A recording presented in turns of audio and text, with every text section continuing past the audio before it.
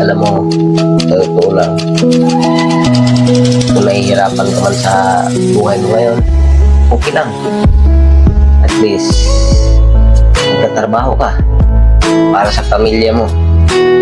At lagi mong tatandaan, hindi habang buhay andyan ka sa lugar kung saan ka nakatayo ngayon.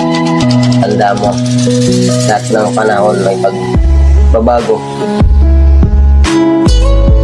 may pag-uusad.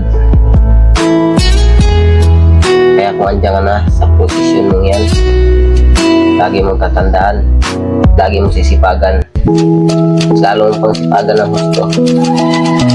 Kasi darating at darating yung araw na marating mo yung gusto mo. At huwag ka sanang mawala ng pag-asa.